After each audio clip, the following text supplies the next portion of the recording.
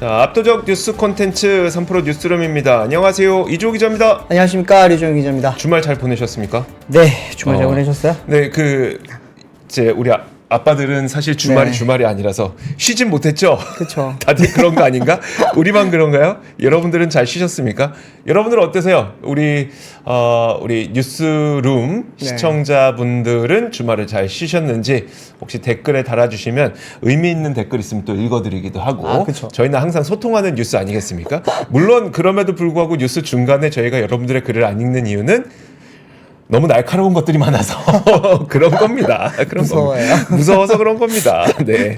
자, 그러면 저희 첫 번째 뉴스부터 한번 볼까요? 네, 첫 번째 뉴스 제가 오늘 아침에부터 보다가 네. 되게 눈에 들어왔던 거는 자율주행 관련된 뉴스가 있어서 어. 제가 물론 지난주에 이제 웨이모 관련된 컨텐츠가 올라가기도 했지만 와, 잘 나왔어요. 재밌었어요. 네, 재밌었죠. 네. 제가 일부러 놓친 게 아닙니다. 진짜 빙구처럼. 네. 여러분들 진짜 한번 꼭 보시면 제일 좋을 것 같은 게 정신 놓고 2번인가 3번인가 돌려봤거든요. 네. 저 같은 실수를 하지 말라고 일부러 그거 다 살려놨습니다. 네. 다름이 아니고 우리나라에서는 지금 자율주행차가 달리고 있다라는 사실조차 모르는 분들이 굉장히 많더라고요. 아, 네. 근데 오늘 이제 국토교통부 쪽에서 나온 자료를 보니까 이제 서울 동작, 수원, 광교 등 이제 신규 6곳에 지금 자율주행 운행을 시작하기로 했고, 기존에 있었던 곳 3곳도 이번에 지금 변경을 하면서 총 42개의 자율주행에 이제 시범 운행단지가 국내에 생겼다라고 하는 소식이 있었습니다. 이 중에서 제가 제일 재밌게 봤던 부분은 이제 경부고속도로에서 이제 짐을 싣고 스스로 달리는 장거리 자율주행차가 생기게 된다. 네. 쉽게 말하면 화물차에 자율주행 기능을 달아서 이 부분이 이제 내년부터 운송을 할 수 있게 된다고 합니다. 경부고속도로와 중부고속도로 등 이제 일부 구간 총 358km라고 합니다. 여기를 네. 비롯해서 이제 수원, 광교, 경기, 화성, 용인, 동백 여러 가지 지역들이 있는데, 지역들을 좀 제가 정리한 걸 좀 한번 좀 띄워주십시오. 네. 띄워주시면은 보시면 이제 파란색 표시가 된 게 있습니다. 보시면은 파란색으로 표시된 부분들이 이제 이번에 신규로 변경되거나 이제 신규로 추가가 된 것이라고 보시면 될 것 같습니다. 네. 이 중에서 이제 가장 많은 제가 제가 되게 유심히 본 것은 아까도 방금 말씀드렸지만 이 고속도로인데요. 네. 고속도로 같은 경우에는 자율주행이 지금 화물차가 굉장히 먼저 지금 도입될 걸로 많이들 기대를 했던 곳입니다. 왜냐하면 이제 해외 같은 경우에 특히나 유럽과 미국에서 지금 가장 많이 상용화가 빨리 될 것으로 예상했던 것이 사실은 화물이었어요. 네. 화물 같은 경우에는 미국은 트럭커들이 많잖아요. 그렇죠. 트럭커들이 많다 보니까 이들의 이제 비용이라든지 이제 임금이 굉장히 높고 거기에 대한 비용을 줄이기 위해서 시작됐던 게 자율주행 트럭이었는데, 이 부분은 지금 단계적으로 시작이 되고 있습니다. 네. 첫 번째는 이제 자율주행이라고 하기보다는 군집주행이라고 하는 건데, 제일 앞차만 사람이 타고요. 뒤에 이제 따라오는 5대라든지 10대라든지 20대 이 군집들은 뒤에는 사람이 타질 않습니다. 그렇게 해서 이제 톨게이트를 빠져나가서부터 다음번 톨게이트까지는 자율주행으로 쭉 가는 거죠. 네. 그러다가 이제 다음번 톨게이트 빠져나가는 부분부터는 이제 다시 사람들이 거기에 타서 여기서부터 이제 다시 집화장까지는 네. 이제 사람들이 몰고 가는 그런 식의 군집주행을 지금 거의 상용화 직전 단계고요. 또 하나는 그 다음 단계 같은 경우에는 이제 아예 처음부터 자율주행으로 가는 건데, 네. 여기는 이제 사람이 타질 않습니다. 타질 않는데 여기도 고속도로에서만 네. 사람이 타질 않고 이제 고속도로 톨게이트부터 다음 톨게이트까지 사람 없이 가고요. 네. 근데 이제 여기도 역시나 이제 그 다음 톨게이트에서는 다시 집화장까지는 사람이 탑니다. 세 번째가 이제 완전 자율주행인데, 네. 여기는 이제 여기 물건을 보내는 데부터 집화장까지 다 자율주행으로 가는 겁니다. 네. 엔드 투 엔드가 다 자율주행으로 되는 거죠. 이건 언제 이루어질지 아직 모르겠지만, 이번에 지금 국토부에서 지정하는 것 같은 경우에는 일단은 시범적으로 국내에서도 이제 어디죠? 이 고속도로 네, 안에서, 고속도로 안에서. 자율주행 화물차를 이번에 시범적으로 운행을 하겠다라고 하는 내용이고요. 그 다음번에 제가 또 재밌게 봤던 부분은, 이미 그러면 자율주행을 운행하고 있는 지역들의 평가는 어떠냐? 네. 쉽게 말하면 우리가 믿고 탈 수 있냐라는 게 되게 중요하거든요. 자율주행 같은 경우는 기술도 중요하지만 또 규제도 중요합니다. 하지만 그거만큼 또 중요한 게 뭐냐면은 사회적 합의입니다. 사회적 합의라는 게 어려운 말인데, 쉽게 말씀을 드리면 우리가 느끼는 불안감, 네. 우리가 느끼는 안정감, 얼마나 좀 익숙해지냐 이거에 대한 이야기인데, 한번 좀 그 표를 좀 띄워주십시오. 띄워주시면은 평가표인데요. 이게 24개 지역입니다. 방금 맞습니다. 방금 그 표 다시 띄워주십시오. 네, 24개 지역을 지금 평가를 했고요. 이거죠, 이거. 네, 맞습니다. 여기서 지금 서울 상암에 가면은 상암역 있죠. 네. 상암역에 내리면은 거기서 이제 자율주행차를 우리가 탈 수 있습니다. 타서 이제 상암 지역 내에 있는 일부 지역 같은 경우에는 자율주행 로봇택시를 타고 우리가 가는 거예요. 물론 거기는 지금 안전요원들이 운전석에 앉아 있습니다. 네. 긴급 상황을 대비해서 그런 건데 제가 유심히 봤던 부분들이 이제 D를 받은 부분들입니다. 이제 광주 D, 충남 내포 D, 서울 강남 네. D, 강원 강릉 D입니다. 여기 같은 경우에는 이제 D, E 여기 이제 보시면 이쪽은 운행을 사실상 못한다고 보시면 되고 우리가 믿고 탈 수 있는 지역은 아직까지도 A를 받은 2개 지역밖에 없다라고 보셔도 지금 무방하다고 볼 수 있습니다. 여기 D2를 받았다는 거는 자율주행 운행을 해봤는데 평가가 안 좋았다는 그렇죠. 겁니까? 네. D 밑에 같은 경우에는 사실상 자율주행이라고 볼 수 없다고 보시면 되고 뭐 부산은 많은 분들이 뭐 예견을 하셨을 것 같습니다. 그래요. 부산은, 이게 네. 동일한 기술 내지는 동일한 차량으로 아니면 동일한 소프트웨어로 해도 이렇게 평가 등급이 나뉩니까? 아닙니다. 지금 지역별로 그리고 운행 구역별로 업체들이 다 다르고요. 다 달라서 그렇군요. 같은 지역 내에서도 하나가 아니라 복수의 운송업자들이 지금 들어가 있기 때문에 네. 이 부분을 복합적으로 판단을 하는 건데 서울 같은 경우에 보셨을 때 상암과 강남이 굉장히 지금 극명하게 차이가 나잖아요.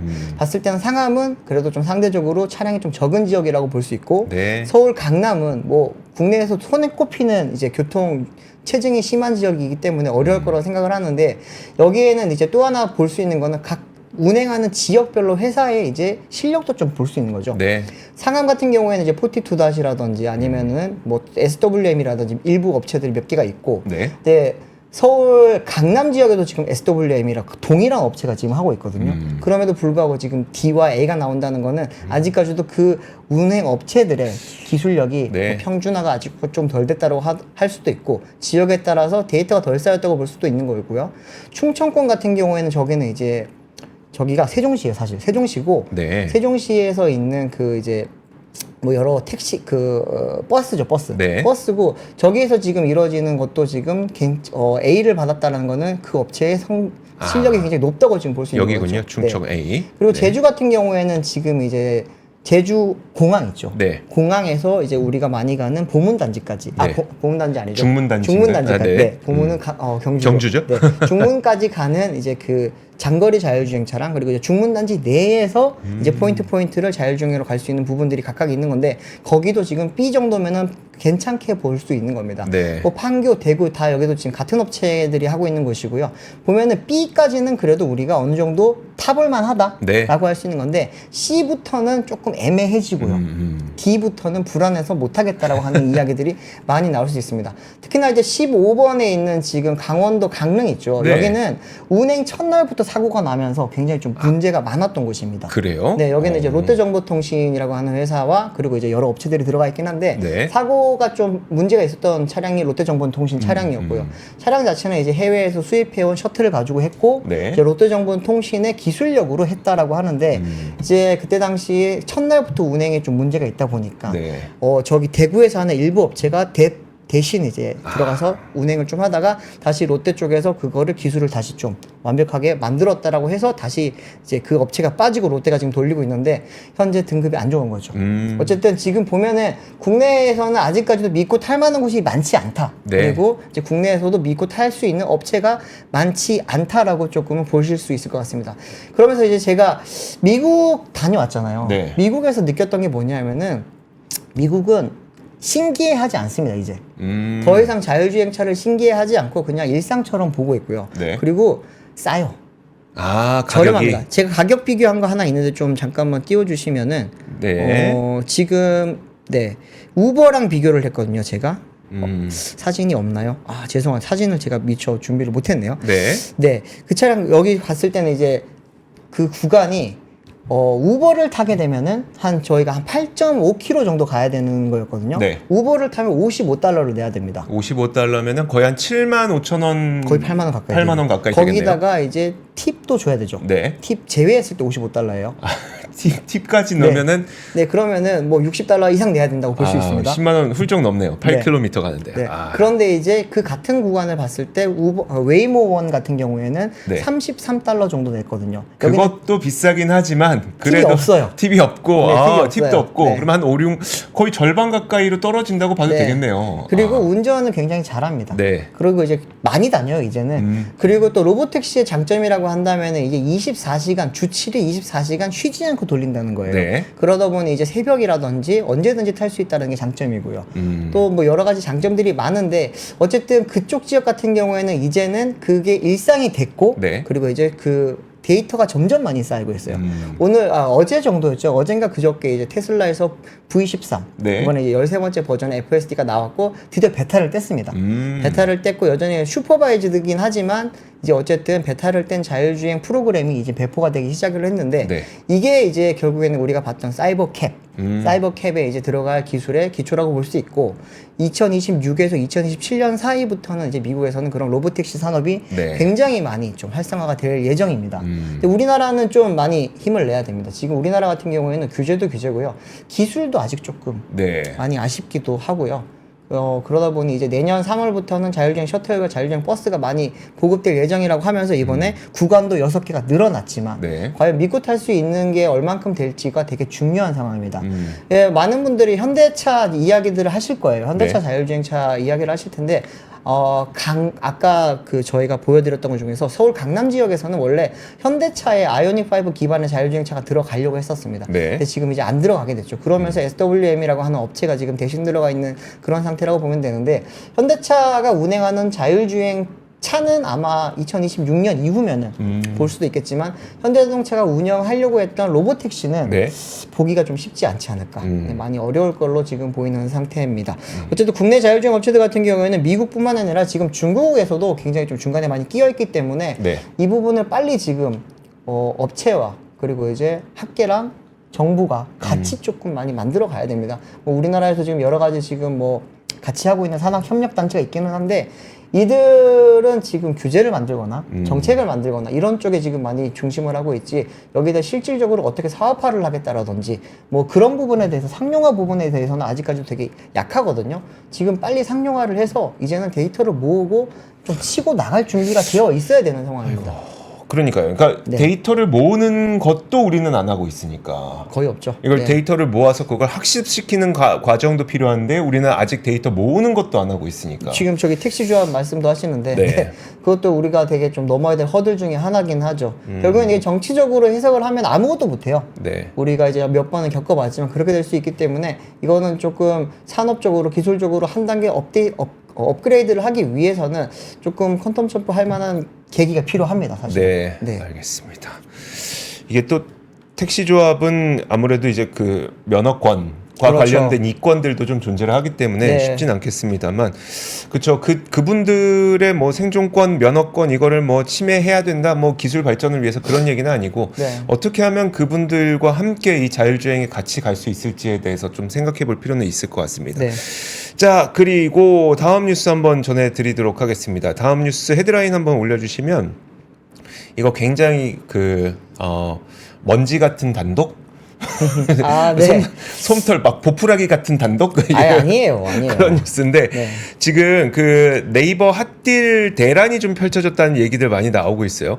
혹시 여러분들 네이버에서 지난 11월 25일부터 12월 1일 사이에 뭔가 굉장히 싸게 구매를 했는데 주문이 취소됐다는 경험 혹시 있으시면은 우리 댓글창에 한번 적어 주시면 좋을 것 같습니다. 저도 이제 그 많은 분들이 얘기하는 걸 통해서 들었지 이걸 실제로 경험하신 분들은 아직 제가 직접 만나 뵙진 못했거든요. 네. 혹시 11월 25일부터 12월 1일 사이에 바로 며칠 전이죠. 한 5일 6일 상간으로 네이버에서 주문을 했는데 이게 취소가 됐다, 주문 취소가 됐다라고 경험하신 분들은 댓글창에 한번 올려주시길 바랍니다. 일단 무슨 일이 있었는지 한번 살펴보면, 제가 헤드라인에 적은 것처럼, 11월 25일부터 12월 1일까지 뭔가 그렇게 비싼 건가 싶은데 이 제품들의 가격이 막 40만 원이 넘고 이런 일들이 굉장히 많았습니다. 화면 한번 보여주시면 이게 제가 뭐 특정 셀러를 뭐 비난하고 싶어서 이렇게 적어온 건 아니고 이게 보세요. 아보카도 10개짜리가 40만 원에 판매를 한다는 겁니다. 아니 무슨 아보카도 10개가 40만 원이에요. 뭐 말이 됩니까? 누가 먹는 건데 이게 무슨 황금 붙여놓은 것도 아니고 네. 40만 3천 원 이렇게 해놓고 대신 우리가 이거를 뭐 90% 95% 할인해서 6,600원에 드릴게. 요런 식으로 약간 가격의 장난 있으세요 혹시? 1,000원짜리 와이퍼 취소됐다고 합니다. 아 1,000원짜리 와이퍼. 그 혹시 쓰나미아님 이거 1,000원짜리 와이퍼 구매하실 때 원가 얼마로 표시되어 있었는지도 한번 적어주시면 좋을 것 같아요. 아마 대부분 40만 원 이상일 겁니다. 어쨌든 이 그 아보카도가 40만 원에 판매한다고 해서 이거를 뭐 이걸 대부분 할인해 갖고 6,600원으로 드릴게요라고 했는데 이게 무슨 일이 있었냐면 그 크게 이제 네이버에서 멤버십 회원들을 대상으로 큰 세일을 했던 기간이었었고요. 그때는 이제 40만 원 이상이 되면은 모든 물품에 대해서 10% 할인되는 쿠폰을 이제 셀러들에게 쫙 뿌린 겁니다. 네. 그러다 보니까 셀러분들은 무조건 40만 원 이상으로 맞춰 놓으면 10% 쿠폰 4만 원은 무조건 받을 수 있는 거예요. 팔리기만 하면 이게 1원에 팔리든 100원에 팔리든 1,000원에 팔리든 상관없이 쓰나미에 딱 40만 원이에요. 그쵸? 딱 40만 원이었죠? 그거였어요. 그러니까 40만 원 넘는 물건을 판매하는 판매자에게는 10% 할인 쿠폰을 모두 뿌리겠다. 그래서 사실 이거는 목적은 그거였었죠. 그러니까 4만 원 정도의 지원금을 드릴 테니 할인 많이 해서 멤버십 회원들 많이 모아주세요라고 그쵸. 하는 취지였는데 이게 근데 어쩔 수 없이 악용될 수 있는 가능성은 있었던 거고 네. 그리고 실제 이것을 악용했던 셀러분들도 있었던 거고 그러다 보니까 네이버 입장에서는 야 4만 원짜리 쿠폰을 이거 몇 명을 줘야 돼? 라고 하면서 엄청나게 손실이 커지게 되는 상황이 된 거고 이것 때문에 이거 다음 표도 한번 보여주세요. 네이버에서는 결국은 이 정책 위반 상품이 많이 발견돼서 주문을 취소하고 앞으로 이에 대해서 보상을 해드리겠습니다 라는 안내 멘트까지 이번에 내놨습니다. 그래서 빅 멤버십 데이에서 판매가 할인가를 과도하게 조정하는 부정거래 행위 40만 원짜리 아보카도를 파는 행위 이런 것 때문에 네. 이걸 취소하고 여기에 이로 인한 보상 쿠폰을 앞으로 지급해 드리도록 하겠습니다. 이 부분은 제가 아직 취재가 안 됐는데 보상을 얼마나 어떻게 해드릴지는 이 부분은 제가 아직 취재가 안 됐는데 이 부분까지는 뭐 저희가 보상해 드리겠습니다. 이렇게까지 안내는 일단 나오게 됐습니다. 그 발생한 상황은 여기까지고요. 그래서 진짜 뭐 네이버 핫딜 대란이 일어났다라는 이야기들이 계속 지금 퍼지고 있는 상태입니다. 근데 제가 여기서 짚어보고 싶은 거는 몇 가지 포인트가 있는데 첫 번째로 뭐였었냐면 일단 그 네이버는 우리나라에서 거의 두 번째, 뭐 첫 번째, 두 번째 가는 그 쇼핑 플랫폼이잖아요.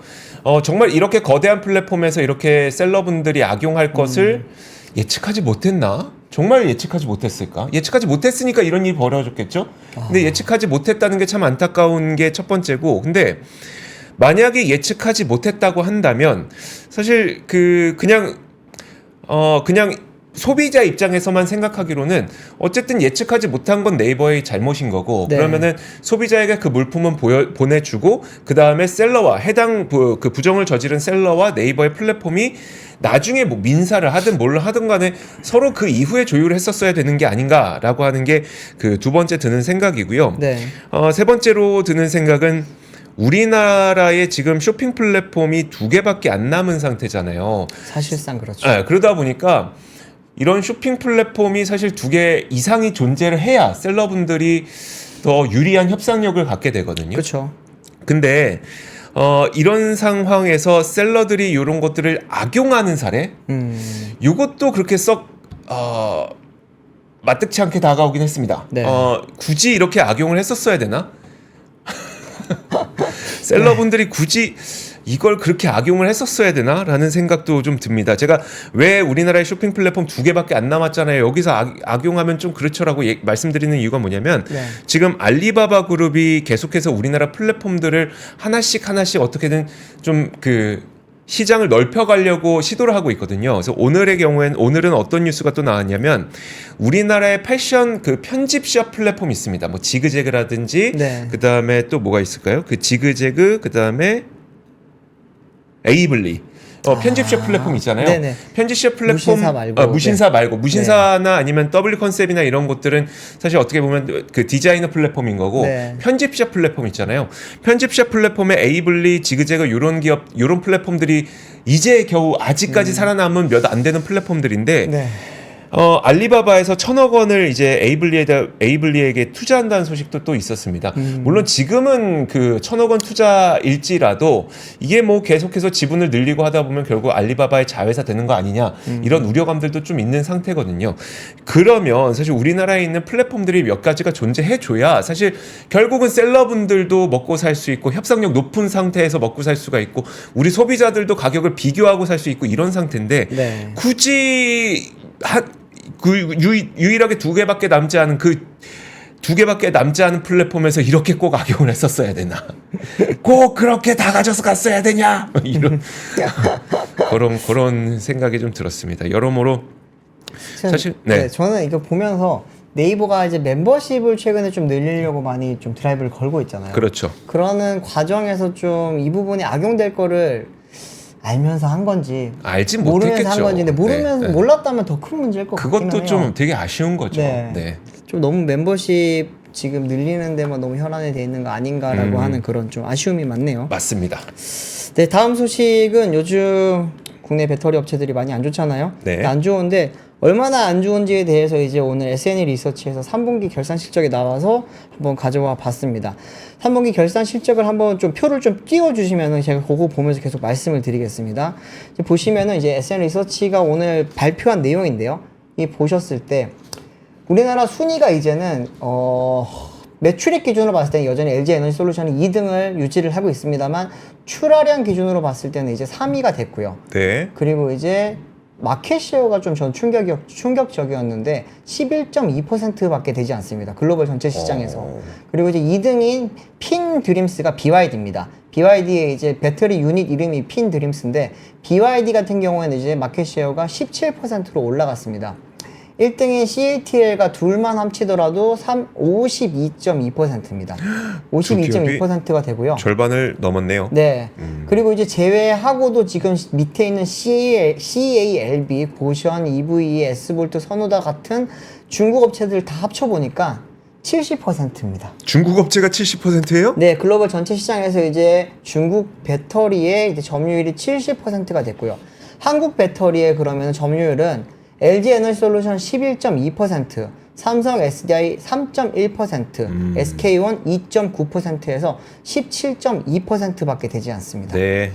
이게 예전에 이제 K배터리가 굉장히 높은 점유율을 차지를 했었고요. 특히나 이제 LG 에너지솔루션 같은 경우에는 중국을 제외하면 이제 1등 자리를 지켜왔었는데 작년부터는 이제 그 자리 자체도 이제 CATL로 뺏겼고요. 이제 전체 SDI랑 SK는 포함한 K배터리 전체 지금 점유율이 너무 많이 좀 힘들어진 상황이 아닌가라고 그러네요. 하는 게 지금 절실하게 드러났습니다. 네. 오늘 S&E 리서치에서 이야기했던 부분은 상위 빅5의 이제 체제가 점점 더 공고화될 거다. 이제 CATL, LG엔솔, BYD, 삼성 SDI, SK온을 포함해서 이 5개 업체들의 결국에는 그 체제가 굉장히 세질 거다라고 하는 이야기를 하고 있고요. 네. 근데 제가 보면서 굉장히 불안했던 부분은 SK온이 사실 신규 업체가 잘 없습니다, 지금. 그 고객사 말씀하시는 네, 거죠. 신규 수주에 대한 이야기가 잘 안 나오고 있고 지금 SK온의 가장 큰 고객은 현대기아차입니다. 그 이번에 나오게 되는 아이오닉 9 같은 경우에도 지금 이제 SK온 배터리가 들어가기는 하는데 네. 그 26년이죠. 2026년도부터 이제 현대차가 플랫폼이 바뀝니다. 네. 전기차 플랫폼이 바뀌면서 EM 플랫폼으로 바뀌게 되고 여기 같은 경우에는 가장 먼저 나오는 차량이 제네시스 GV90이고요. 아시겠지만 여기는 지금 삼성 SDI의 배터리가 들어갈 예정입니다. 네. EM 배터리 같은 경우에는 특징 중에 하나가 C2C라고 해서 셀2 샷입니다. 그러니까 중간에 모듈 형태가 없는 네. 셀 자체를 이제 샤시에 그대로 넣는 형태의 지금 전기차가 될 텐데 그렇게 되면은 우리들이 알고 있는 파우치형 배터리는 굉장히 불리합니다. 네. 파우치장 같은 경우에는 이제 그 우리 라면 봉지 같은 걸로 쌓여 있잖아요. 그렇죠. 그렇기 때문에 네. 작은 충격에도 찢어질 수가 있고 굉장히 위험하기 때문에 모듈을 항상 만들어서 가는데 그게 아니라 지금 모듈 단계를 뛰어넘은 걸로 가려면 결국에는 원통형으로 가거나 아니면은 각형으로 가야 가거나. 됩니다. 네. 네. 그렇기 때문에 지금 이제 LG 엔소 같은 경우에도 각형을 만들고 있고요. 네. 지금 SDI는 둘 다 가지고 있고 지금 SK온은 그 둘을 만들겠다고는 하고 있지만 잘 보이지 않고 있는 상황이고요.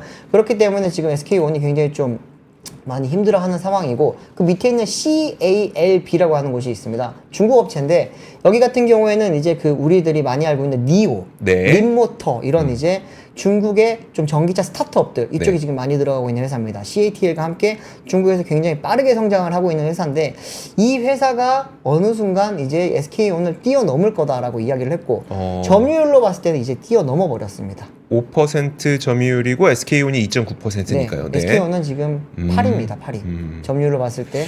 그렇기 때문에 파나소닉 같은 경우에야 이제 뭐 주력이 테슬라밖에 없죠. 테슬라밖에 없는데 일본 내에서 전기차에 대한 수요가 점점 높아지면서 이제 니켈 수소가 지금까지는 하이브리드의 주력이었거든요. 네. 그런데 이제 지금은 리튬이온 쪽으로 다시 돌아서고 있는 상황이기 때문에 하이브리드, PHV 그리고 이제 다른 전기차 업체들도 지금 파나소닉이 자국에서는 가장 배터리를 잘하니까 같이 해보자라고 하면서 내부적인 그런 이제 고객이 조금씩 늘어날 조짐을 보이고 있기는 한데 국내 배터리 업체들이 조금은 많이 위험해 보인다라고 하는 말씀을 드릴 수 있을 것 같고 SDI가 지금은 점유율이 7위이긴 합니다만 네. SDI 같은 경우에는 지금 기존에 R&D 투자랑 캐펙 투자를 많이 안 해놨던 게 지금 오히려 약간은 호재가 되면서 앞으로 투자를 좀 많이 할 수 있는 현금 자본력을 좀 많이 갖추고 있다 보니까 이 부분은 조금은 SDI는 앞으로 이제 플랫폼에 죄송합니다. 폼팩터가 네. 조금 좋고 그리고 오히려 투자를 늦게 했던 부분이 조금은 지금 이제 오히려 호재가 되고 있는 상황이라고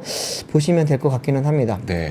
이게 우리나라가 그래도 전 세계에서 배터리는 제일 잘하는 국가라고 지금도 네 제일 잘할 거예요. 네. 네. 근데 이게 점유율이 이렇게 낮아지게 되면은 좀 유명무실해지는 것 같네요. 지금 이제 그래서 지금까지는 사실 중국 업체들이 가격으로 많이 밀어붙였어요. 네. 밀어붙였고 중국 배터리 업체도 지금 한 3분의 아니면 한 4분의 1 정도는 사라지고 있는 상황입니다. 그렇기 때문에 정부 주도하에 많이 이제 통폐합이 이루어질 거고요. 네. 그러다 보면은 이제 배터리 업체들은 한 5개에서 6개, 많아도 10개 이상을 안 남겨놓을 거라고 하고요. 네. 전기차 업체들도 지금 10개에서 20개 안으로 지금 줄이는 걸 목적으로 하고 있습니다. 전기차 업체가 100개가 넘어요. 네. 말이 안 되잖아요. 네. 그렇기 때문에 그 과정에서 이제 우리가 잘 버텨내야 되는 상황이고 K배터리가 기술력이 딸리진 않습니다. 여전히 하이니켈은 SK온이 가장 잘 만들고요. 원통형 같은 경우에도 LG 엔솔과 SDI가 굉장히 잘 만듭니다. 우리가 지금 469, 4680 주도를 하고 있거든요. 네. 그렇기 때문에 기술적인 지금 기술적으로 뒤처진다는 말이 아니라 점유율 측면에서 이거를 많이 잘 버텨내지 못하다 보면은 아무리 기술이 뛰어나더라도 회사가 살아남을 수가 없는 상황이기 때문에 거기에 대한 지금 좀 많이 대응이 필요하다. 그리고 네. 정부에서도 조금은 지원해줘야 되는 상황이다라고 좀 말씀을 드리고 싶습니다. 네, 알겠습니다. 저희가 앞으로 우리가 어떤 산업으로 먹거리를 삼아 갈 것인지에 대해서 많은 분들이 걱정을 하고 네, 있잖아요. 맞습니다. 그런 가운데 일환이라고 보시면 될 것 같고요. 계속해서 우리는 앞으로 배터리, 그다음에 반도체 이런 것들로 계속 먹고 살아야 되는데 네. 거기에 대한 좀 지원도 있고 해야 또 투자도 활발하게 일어나고 우리가 한 3년에서 5년 후에 우리의 월급과 그다음에 우리의 수출을 책임질 수 있는 게 지금의 투자가 되는 그렇죠. 거니까요. 맞습니다. 자, 다음 뉴스 한번 보도록 하겠습니다. 다음 뉴스는 이게 건설업에 완전 등 돌렸다. 고교생 가운데 94%, 대학생 가운데 81%는 건설업 자체에 취업을 안 하고 싶어 한다라고 하는 소식입니다. 이게 일단 고등학생 10명 중 9명, 대학생 10명 중 8명이 건설업 자체의 취업을 기피하는 현상이 나타나고 있다는 건설인 정책연구원이 발표한 실태 조사 결과입니다. 네. 고등학생 2,000명 가운데 6%만이 건설업 취업을 고려한다고 밝혔고 절반 이상은 절대 고려하지 않는다. 21%는 다른 분야의 기회가 없을 때만 자선책으로 생각하겠다.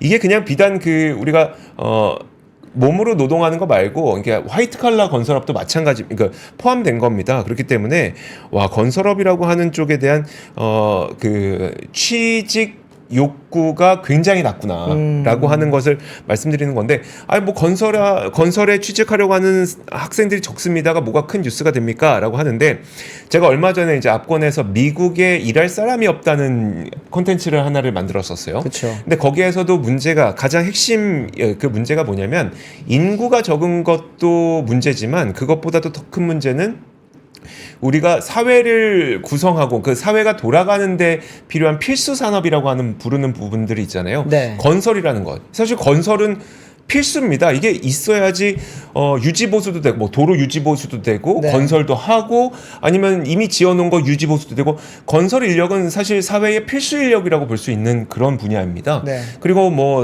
그 의료 서비스 이런 것들도 필수 인력이라고 볼 수 있는 거고요. 다양한 그 사회의 필수라고 볼 수 있는 그런 인력들이 굉장히 많은데, 이 필수 인력들이 지금 사라진다는 게 가장 큰 문제다라고 하는 게 미국 내에서도 굉장히 많은 지적이 일어나고 있거든요. 네. 근데 그게 비단 미국만의 문제가 아니라 이건 한국에서도 동일한 문제가 나타나고 있는 것으로 보이기 때문에 이 뉴스를 좀 전해드리고 있는 거고요. 네. 연결지어서 오늘 그 한국은행에서 청년층 쉬었음의 인구 증가가 왜 일어나고 있는지에 대해서 다시 한번 보여줬는데, 그 부분도 같이 연결해 보도록 하겠습니다. 뉴스를 좀 연결해 보고 싶은데, 이게 그 쉬었음이라고 하는 인구 여러분들 다들 아시겠지만, 이게 우리가 그 실업률이라든지 고용 통계를 보면은 그렇게 나쁘지 않은데라는 생각들 많이 하고 계실 그쵸, 겁니다. 근데 맞아요. 그 이유가 뭐냐면, 지금 그냥 쉬고 있는 청년층은 실업률 자체에 포함이 되지 않고, 그러니까 경제활동 인구에 포함이 되지 않기 때문입니다. 화면 함께 같이 보시면, 여러분들 지금 그 우리가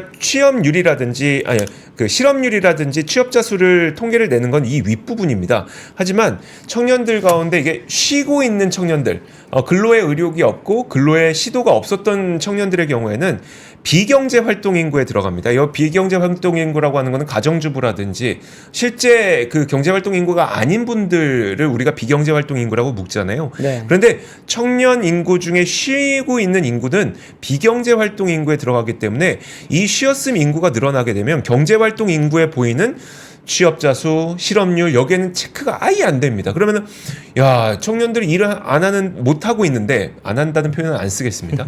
못 하고 있는데, 근데 고용 지표는 굉장히 좋네 라고 하는 오해가 생길 수가 있기 때문에 그렇다는 것을 말씀을 드리는 거고요. 네. 또 그 쉬었음 인구가 얼마나 급격하게 증가하고 있는지를 한번 보면, 지금 2024년에 쉬었음 인구 비중이 14에서 16%까지 빠르게 올라가는 모습을 보여주고 있습니다. 이게 팬데믹 기간까지만 하더라도 그때는 사실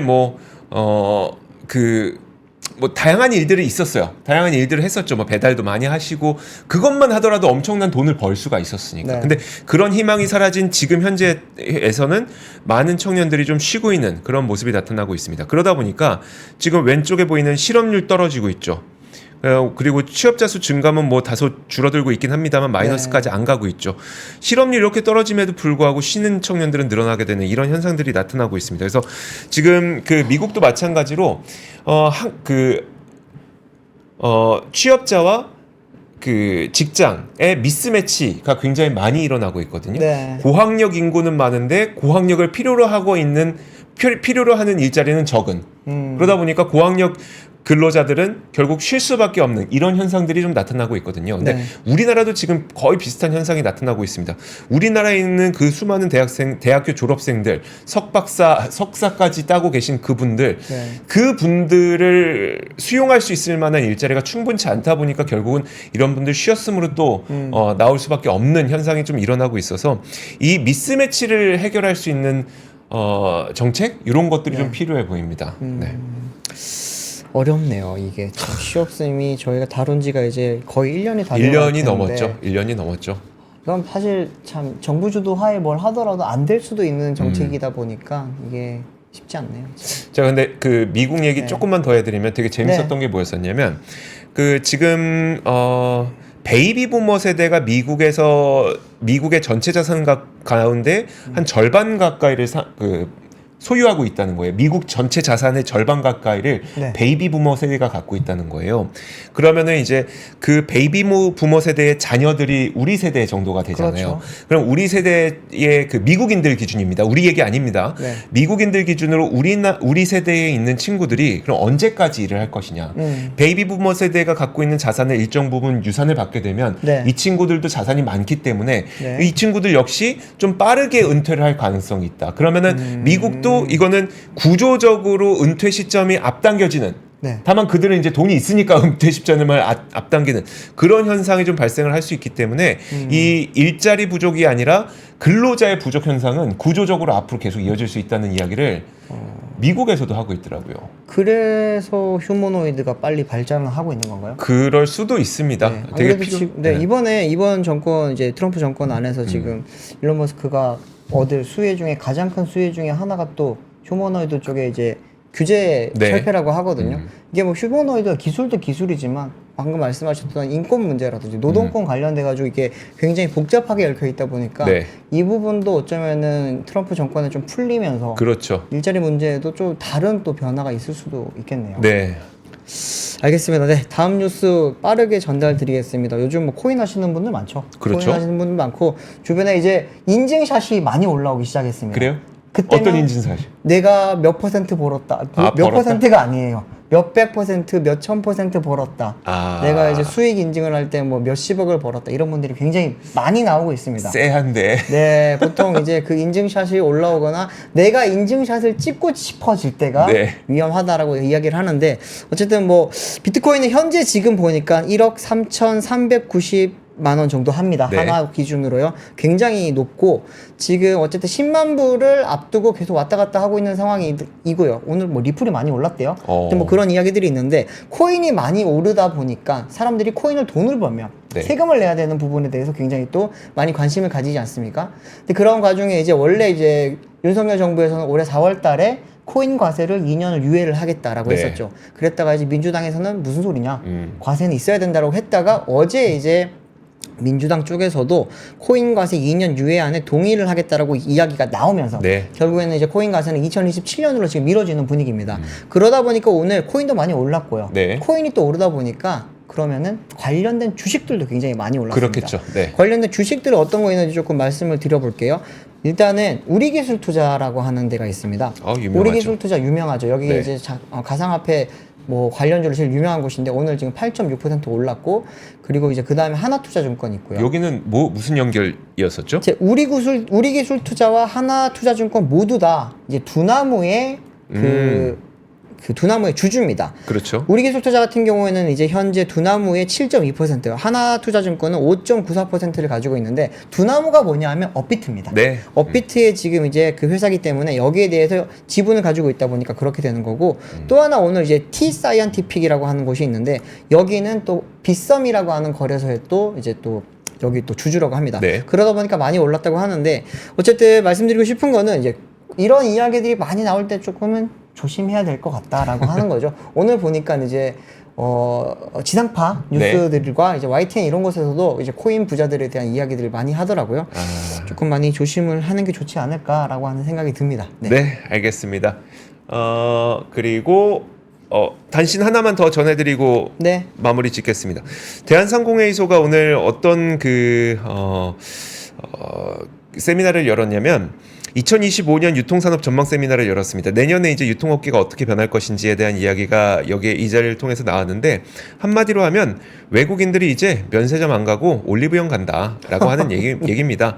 근데 사실 이런 식으로 변화가 있었던 거는 꽤 되긴 했습니다. 제가 이거 약간 시간이 지난 자료이긴 한데 네. 한국관광데이터랩에서 이게 제가 알기로는 한 반기 이거 자주 나오는 데이터가 아니라서 이거 연초긴 해요. 연초 자료긴 한데 자주 나오는 데이터가 아니라서 6월 28일에 발표했던 자료를 토대로 보여드리는 거긴 한데 우리나라를 방문하시는 분들 가운데 뭐 때문에 방문하느냐에 네. 대한 질문을 한 거예요. 나는 뷰티 때문에, 그러니까 화장품 때문에 방문한다가 100% 늘었다는 거고 네. 의료 때문에 방문한다가 100% 늘었고 패션 때문에 방문한다가 95% 늘었다는 겁니다.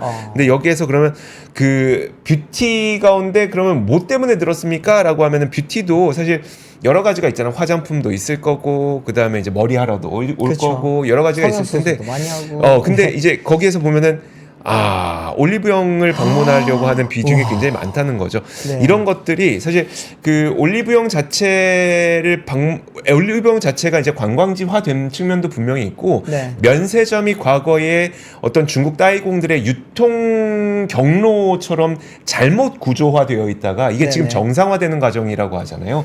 근데 그 따이공들의 유통 경로로 사용될 때는 한 명당 객단가가 3천만 원이었다는 거 아닙니까? 아니 누가 면세점에서 평균 객단가가 3천만 원일 수가 있어요. 어떻게 그게 가능합니까? 그 비정상적이었고 이게 정상화되는 와중에 네. 이제 그러면 결국 뷰티나 이런 것들 다이소도 굉장히 많이 방문합니다. 그렇죠, 맞아요. 네. 이런 식으로 정말 그 외국인들이 실제 방문하는 곳에서의 어떤 매출들이 일어나고 있는 이런 현상들 네. 아마 내년 유통업계는 그런 식으로 바뀌게 되지 않을까라는 이야기를 좀 하고 있습니다. 그래서 뭐 내년에는 그 우리가 과거에 경험했던 어떤 중국인 관광객이 늘어나고 이런다고 하더라도 면세점 자체로 기대를 하기보다는 네. 좀 산발적으로 다른 산업에서 좀 기대를 할 수 있지 않을까라고 하는 생각을 갖고 있습니다. 자, 그러면 오늘의 뉴스룸은 여기까지 하도록 하겠고요. 저희는 내일 오도록 하겠습니다. 고맙습니다. 감사합니다. 삶의 격을 높이는 9가지 지혜를 함께 나눕니다. 위즈덤 칼리지 시즌 2 영상 아래 링크를 클릭하시면 자세한 내용을 확인하실 수 있습니다.